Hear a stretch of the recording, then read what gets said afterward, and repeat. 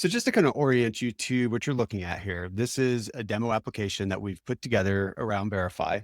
It's easier to understand what we can do through a user interface. And today we'll use it to go through our onboarding example. So on the right, we've got the simple set of screens that we'll walk through that will simulate having a real person go through the onboarding flow.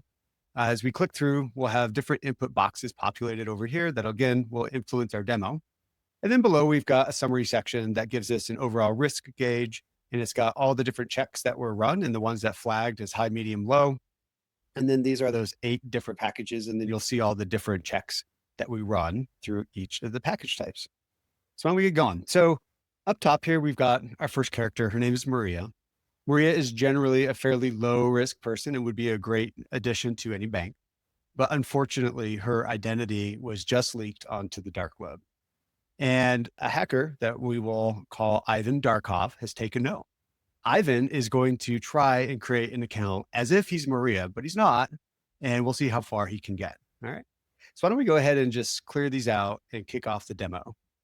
So the first thing that happens, Ivan logs on, or I should say, visits the website, and we have the ability to capture an IP address. Now, we all know IPs are not the perfect place to start with fraud detection, but it's a good place to look for certain signals. So let's go ahead and see what Verify says. So right off the bat, we pass the IP address in, and Fideo says, hey, this looks like a Tor exit node. Now, fraudsters are always looking for new ways to hide their tracks, and so this is no different. The Tor network is where a lot of dark activity occur, but they very well could have used a VPN or a data proxy. So that's our first indicator here. And typically the bank would actually abort the process, ask the person to come in to the bank themselves and, start the onboarding there. But this is a demo and we're going to see how high we can get this risk score. All right. So going on to the next screen, it's going to prompt for the phone number and then the name. Well, Ivan is going to go ahead and put in Maria's name. He's not going to put in Ivan, obviously, but he will use a phone that he has just created using Google Voice. All right. And so let's go ahead and see what Fideo says here. So we'll pass that through and our risk score is starting to climb. So not only do we still have the high risk IP, but now we've got another check that is flagging here, which is that we detected that the phone is a VoIP phone. Right. And so these are less verifiable because they can be created by anyone and tend to be used in more disposable scenarios. All right. But again, for the demo sake, we're going to keep going. So Ivan gets the SMS code to that phone. He puts in the digits and then, gets on to the next stage. So the next step is requesting his email. So he's going to go ahead and put in an email, but you may notice there's a slight nuance here. There's a 1 being added to Maria's real email. So this is an email that looks very similar to Maria's, but it's actually one that he just created for this scenario here. So let's go ahead and see what Fideo Verify says.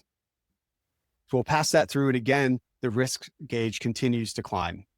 So, and in this case, we can see that the email address has never been seen before. And so an email without much of a history can be a higher risk email.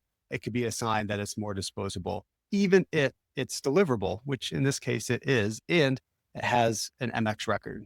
So it looks valid otherwise. All right. And then we'll move on to our final stage here, where Ivan is prompted to put in an address and then a date of birth. And again, since he's trying to simulate being Maria, he's going to put in her information with her real address and her real birthday. And so as we hit submit here, we'll see the risk gauge climb up to 98. And then we'll see a few more things coming in too. So the first is that we now have more information around geography to key off of. But then we also can key off the fact that the email and phone do not match Maria from what Fideo believes to be true. And that is truly a sign of a potential synthetic identity being created right before our eyes. And so all this together, we've been able to set through a bunch of different steps and climb up to 98. I guess that's as high as we'll go today. But just to kind of give you a quick overview, again, these are all the checks that we are running on every single API request. And then in the response, you get all of these checks below. And so you've got the risk score and each of these keyed by an identifier. And so these are great for machine learning and AI training scenarios if you wish to key off specific things or build your own model. And so that's that. That's Verify in action. So thank you.